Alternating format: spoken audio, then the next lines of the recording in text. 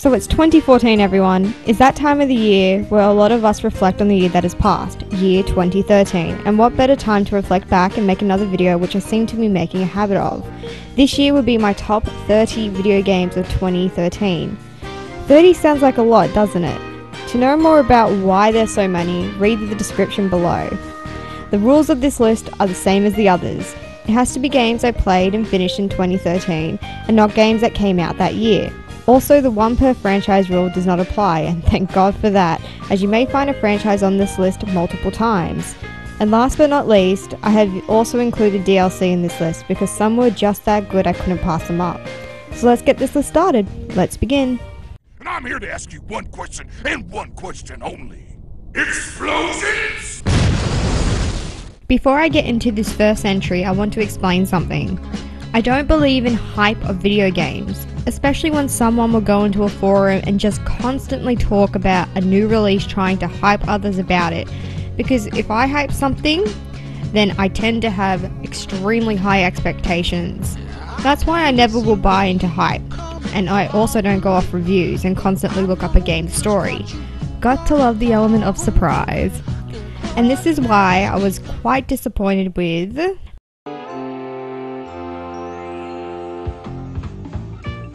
Paper Mario Sticker Star. Was a game I hyped a lot because I absolutely adored Paper Mario the Thousand Year Door, and I was let down pretty bad.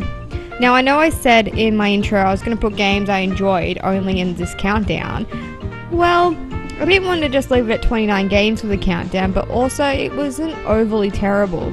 We start the new Paper Mario RPG adventure during the annual Mushroom Kingdom holiday of Sticker Fest. Everyone's gathered around to make a wish on the powerful Sticker Comet, which comes to town each year. But of course, Bowser likes to ruin the fun. Bowser leaps for the comet, absorbs some of its power, and then scatters 5 wish-granting royal stickers far and wide throughout the kingdom. With Princess Peach being kidnapped again, we now start the adventure of Sticker Star and find our new companion, Kirsty, who is a feisty caretaker of the royal stickers. Sadly, this is our only companion on this journey, and she only ever helps you towards the end of the game. In Sticker Star, you need to use stickers in order to perform moves in combat, and in all honesty, the game does not hold your hand one bit. There was some bosses I found to be quite difficult, and all because I didn't have the right stickers to fight them against. That's what ticked me off the most, especially since the final boss with Bowser, you had to ensure you had some of the biggest stickers to make it easier. If you can get past all of that, Sticker Star is still a charming 3DS game and has its witty humour that is true to the Paper Mario series. It's worth a look at if you can find it in the bargain bin. Explosions! One of my first video game consoles that I could call my own was a PlayStation 1, and the 2 games I got with it was Croc and Crash Bandicoot. Although Croc only had a short run, Crash Bandicoot grew to be one of my favourite franchises, with Crash Team Racing being my all-time favourite racing game. Yes, even surpassing Mario Kart. And when I found out that Activision had taken over Crash Bandicoot, I was instantly shocked and appalled in regards to this. However,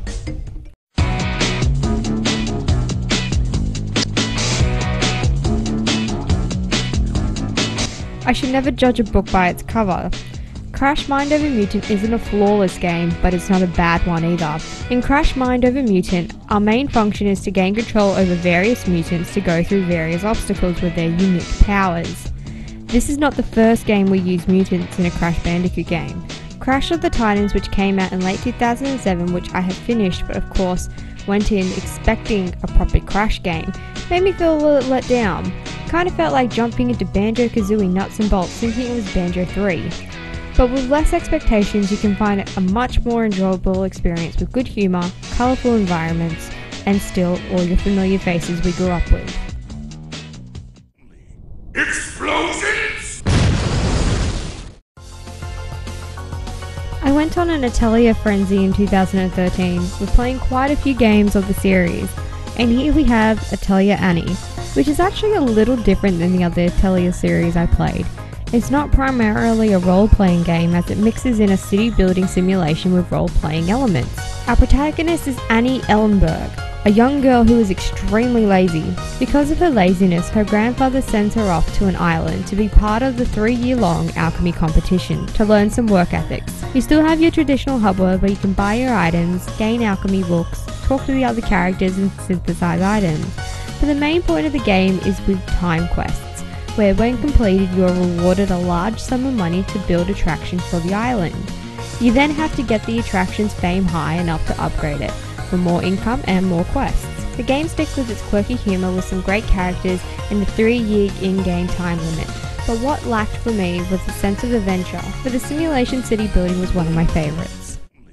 Explosions!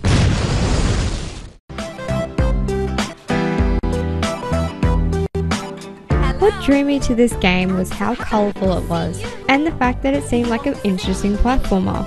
What worried me was some of the piss poor reviews it got.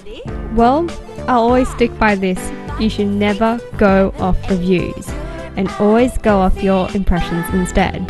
I picked up Hell Yeah, Wrath of the Dead Rabbit when it was 50% off on Xbox Live Arcade, and I don't regret my purchase one bit. You play as Ash, the Prince of Hell, and you watch as his reputation gets ruined as a photo of him goes circling around the underworld. To get his revenge, he goes on a quest to kill 100 creatures that are reveling in his embarrassment. Blood and gore everywhere, with a short cinematic of how a creature is killed for me was a little charming, even if some of the kill scenes were immature. Some complaints people will have for the game is each time you kill a creature, you have to do a small quick time event. But if you can let it slide, you'll enjoy this platforming experience a whole lot more. Although this game is rather short, it is a very easy 100%, and honestly I recommend it. If you don't hate quick time events, pick it up when it's on sale. I enjoyed it a lot more going in with no expectations whatsoever. Explosions!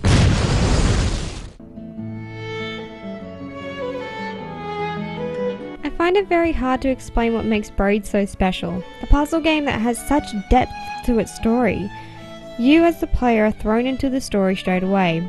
You'll walk down a path into rooms and then find books, which is how our story is told by Tim, our main character. What got me the minute I started this game was how beautiful it can be, and also how short you can make it. Each world you enter has 12 puzzle pieces that need to be collected, however, often ignored. You cannot progress the story without them though. Tim is on a quest searching for a princess who has been snatched by a horrible and evil monster. It is unclear what the relationship is between the princess and Tim. However, we know that Tim has made some sort of mistake which he hopes to reconcile or erase. All I can say is though the story seems minimal, the ending of this game was just mind-blowing. Do yourself a favour, if you like platformers and puzzle games, you owe yourself to experience Braid. You may throw your controller in rage as you can't reach that one puzzle piece, but you will have your jaw dropping towards the end. Trust me, I did, and I still can't believe what happened. Explosions!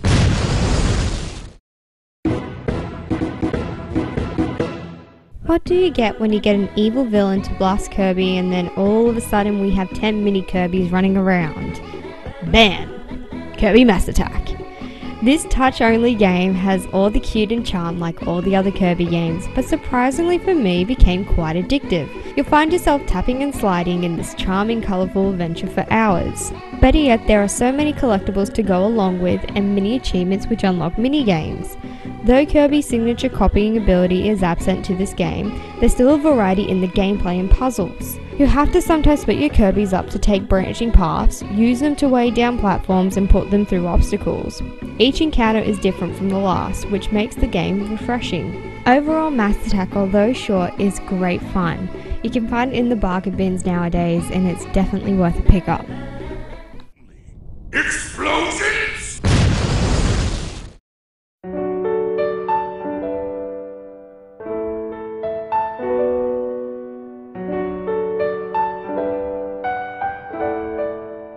If you saw my past videos, you would know that I am a huge fan of the Naruto Shippuden and Ultimate Ninja Storm series. So automatically I picked up Naruto Ultimate Ninja Storm 3, Will of Fire and Truth or Despair Edition. We jump straight into Ultimate Ninja Storm 3 right where we left off in Ultimate Ninja Storm 2, with the ongoing tale of Naruto Uzumaki's struggle and his relationship with Sasuke Uchiha. Now, I have never watched Naruto the anime or read the manga, however that was okay as the game held your hand through the entire story. But they held your hand too much. I would have to say that at least 3/4 of the game would be talking and dialogue, and it really slowed down the pace. Which is a shame, as this game had so much potential. The great addition to this game is choosing your own path during fights, whether you take the legend approach or the hero approach, which also can change the difficulty of the fight as well. The boss fights are just spectacular, and the soundtrack is just as good as the second game. Although it was slowed down due to constant cutscenes, the battles were great and it's still easy to pick up and play. Bring on Ultimate Ninja Storm Revolution. Explosions!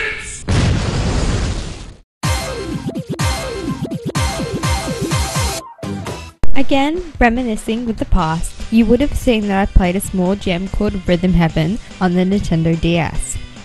Here we have the new entry into the franchise, which is Rhythm Heaven Fever Remix, or here in Australia it's called Beat the Beat Rhythm Paradise for the Nintendo Wii. In Rhythm Paradise we have even more creative craziness brought to us, and it's still as bizarre but pleasurable as its predecessor. Here we don't use motion controls, we just press the A and B button, and in all honesty, I wouldn't want it any other way. For some extremely catchy tunes, Remix 3 and Remix 9 I listen to pretty much weekly now, it's impossible not to find charm in this game. Tonight's the night, right here, right now, I swear. I'll walk into the future without a care. Yeah. No, you just can't leave the past behind you. You know you can't just live a life of shining glamour. The music plays on and on. Although you do need to have some sort of rhythm to play this game due to its difficulty, if you have a Wii, you really should pick this game up. I mentioned its difficulty for a reason. The final stage, Remix 10, I would say I played over at least 60 times until I finally passed it, and that was just barely passing it too. However, you can imagine how much I was cheering once I finally did. My partner still makes fun of me about it because he even remembers all the buttons and scenarios that happened in that stage because he watched me play it so often. Regardless of the rage I experience sometimes throughout the game, I still love this game immensely, and I really do recommend it to anybody that enjoys a good rhythm game. Explosions!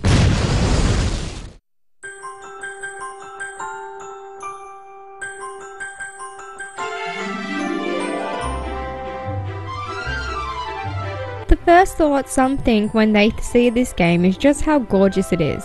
The story for Kirby's epic yarn is told like a children's storybook, and although the story may lack, it doesn't matter, as when you're thrown into the game you just can't help but to enjoy its simplistic side-scrolling platforming elements. There is no death in this game. Yes, you can get hurt and lose gems, but you don't have lives, which allows a lot more flexibility for some players to just be able to relax. And who wouldn't want to be relaxed in such a gorgeous game like this? Talking about relaxing, you definitely will be while adventuring through each stage. It's just so appealing, and the gameplay mechanics are so great as well. They use some great use of the yarn by tugging threads all over the stages to unlock hidden areas or to reach other sides. Along with using Kirby, he is also able to transform, whether it be a train, a tank, or even a UFO, which adds a bit more sense of adventure. It's a shame they aren't as frequent though. Overall, the game is a great enjoyment. However, even though there is no deaths in the game, you kinda wish there was more of a challenge in the story levels. Explosions!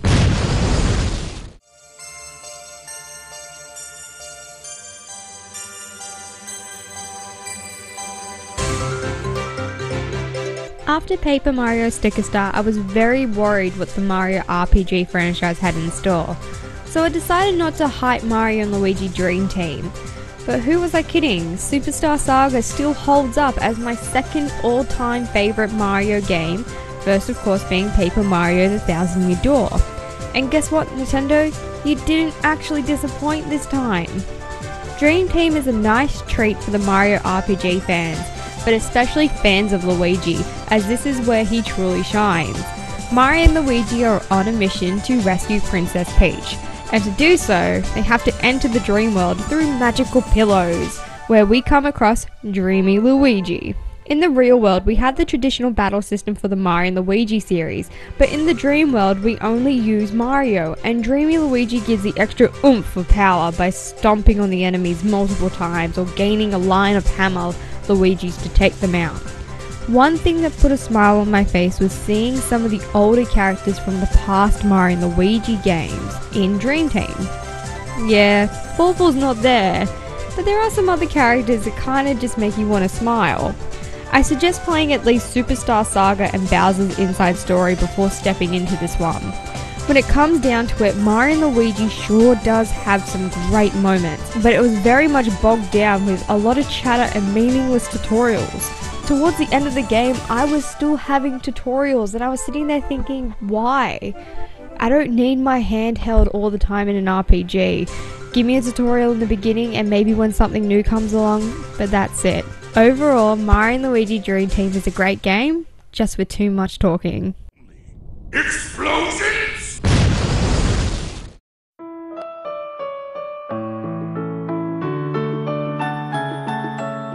I will admit it, this was actually my first Animal Crossing game. I never really understood what was good about Animal Crossing until I finally stepped in and played it myself. In this life simulator, you come into a new town only to become recognised as the new mayor.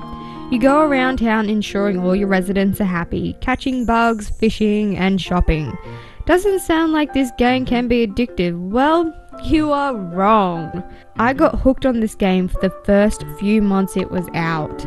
Beside it being a very cute game, you grow attached to all the characters that are in the game. They're like your neighbours, your partners. The reason the game is low on the list though, is because its novelty did run out for me. Some of the activities that were fun to begin with started to feel repetitive and lacking later on, which is a shame. Overall, the game is a fantastic experience and I'm really happy I did get to experience. But I don't think it's a game I would probably be able to play over and over again. Explosions! Objection! The one thing I can say so far about the Ace Attorney series is, why the hell did it take me so long to play them? We control Phoenix Wright, a lawyer fresh off the bar, who we notice always tends to seem a little bit nervous. And what do you have it? We go straight into a murder trial with Larry Butts. When something smells, it's usually the butts. And then this is how the entire story starts to unravel. With such great visuals, amazing dialogue, I just cannot fathom why I've never played this game before. The Ace Attorney series is definitely not for everybody, as it's a visual novel. There's a lot more reading than there is in other games. I should have always played this game and continue to play as I am a lover of Law & Order SVU. With jaw-dropping twists and turns in the story, you won't be able to put Phoenix Wright away. Trust me on this? Give some visual novels a chance, because you will be surprised how many of them you will fall in love with. As I said in my last top games when I had 999 there, I stated how much I do not like reading, but sometimes you just gotta give it a chance, and trust me, if you like a good story, you will be hooked. Explosions!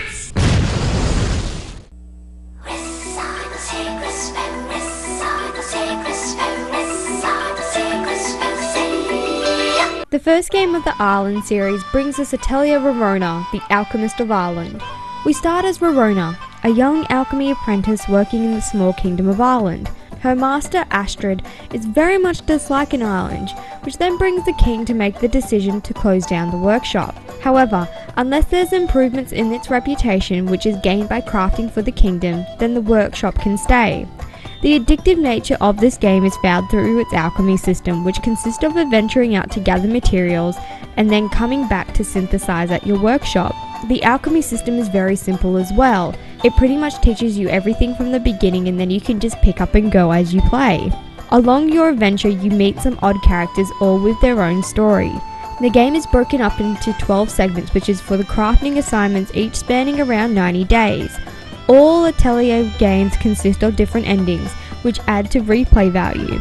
This was my first taste of the Ireland series and of the Atelier franchise. Little did I know later through my experience I would become hooked onto this series and it would become one of my all-time favourite franchises. Explosions!